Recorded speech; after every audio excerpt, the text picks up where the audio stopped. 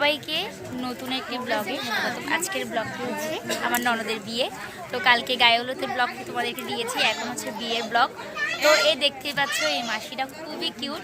তো মাসির সাথে পরিচয় হয়ে আমার ভীষণই ভালো লেগেছে। মাসি তোমার কেমন লেগেছে আমার সাথে?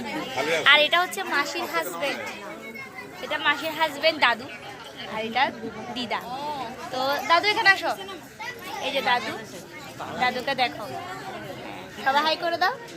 হ্যাঁ, তো এই যে দিদা দাদু, ওদের দুজনের জুটিটা সেই মানে ম্যাচিং হয়েছে একদম। তো দিদা বলো আমার সাথে পরিচয় তোমার কেমন লাগছে? খুব ভালো লাগছে। কেমন আমি কেমন বলো? ভালো ভালো তো খুব ভালো। তো আমারও ভীষণই ভালো লেগেছে দিদাকে, দিদার চোখগুলো আর দিদার ফেস এত কিউট, মানে কি বলবো, ক্যামেরার থেকে রিয়েলি মানে দিদাকে অনেক কিউট লাগে। তো আমরা এখন বিয়েতে অনেক আনন্দ করবো, গায়ে হলে তো খুব আনন্দ করেছি, আর এখন আজকে বিয়েতে আনন্দ করবো। তো দিদা টাটা করে দাও, হাই করো, হাই করো, হাই হাই হাই কর, হাই কর নিশান, হাই কর, তোমরা হাই করো। নিজের বিয়েতে নিজের বাবা নেই, এই কথাটি ভাবলেই ভীষণই কষ্ট লাগে, তারপরেও মেনে নিয়ে বিয়েটি করতে হচ্ছে। দেখো বন্ধুরা, আমরা সবাই এখানে আছি, এই যে আচ্ছা ফটো তুলতেছি।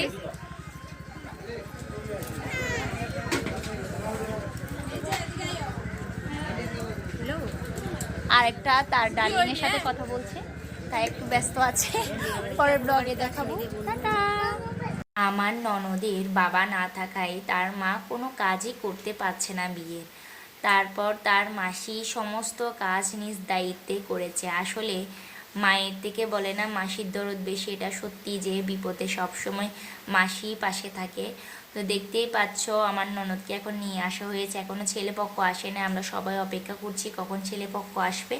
তো ওকে এখন নিয়ে যাওয়া হবে স্টেজে, ওখানে বসানো হবে, তারপর যা যা নিয়ম কারণ আছে সব কিছু করা হবে। আর এখানে দেখতেই পাচ্ছ আমার শ্বশুর আর শাশুড়ি চলে এসেছে, আমরা সবাই মিলে এখানে চলে এসেছি, এখন টুকু সবাইকে হাই করে দিচ্ছি।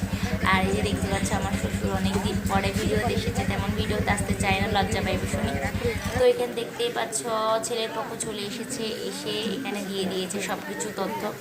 তো এগুলো একে একে মেয়েকে সম্প্রদান করা হচ্ছে। তো আমরা এদিকে চলে এসেছি ছেলেকে বরণ করার জন্য। তো আমরা সবাই ওয়েট করছি ছেলে কখন আসবে।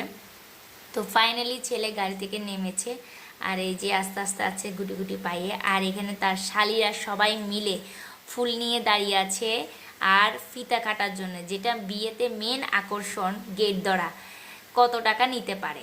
তো দেখতেই পাচ্ছ এখানে আমাদের ভীষণই মানে টাকা নিয়ে অনেক কথাবার্তা হয়েছে, অনেক মস্কারি হয়েছে। তারপর ফাইনালি টাকা দিয়েছে। তো এখন এসেছে মেয়ের মাসি, মানে আমার ননদের মাসি এসেছে ছেলেকে বরণ করার জন্য। তো দেখতেই পাচ্ছ ছেলেকে বরণ করছে। এরপর ওখানে বরণ টরণ করার পালা শেষ করে আমি, মা, টুকুর বাবা আমরা মিলে খেতে বসে পড়েছিলাম। আমার শ্বশুর আগে খেয়ে নিয়েছিল, তো আমরা তিনজন বসেছি একসাথে। তো আমার দেওয়ার আসেনি, কারণ ও ভীষণই লজ্জা পেয়ে ঘরে খেয়ে নিয়েছিল। তো এখানে দেখতে পাচ্ছ টুকু আমি আমরা বসে পড়েছি খেতে, আর সবাইকে টুকু হাই করে দিচ্ছিল। তো দেখো টুকু সবাইকে হাই করে দিয়েছে, তোমরা একটু হাই করে দিও। আর এই যে টুকুর বাবা, ওর বাবার দোকান থেকে এসে মাত্র আর খেতে চলে এসেছিলো। এরপরে খাওয়া দাওয়া শেষ করে আমরা চলে গিয়েছিলাম কুঞ্জে। আর তোমরা নাচটা উপভোগ করো।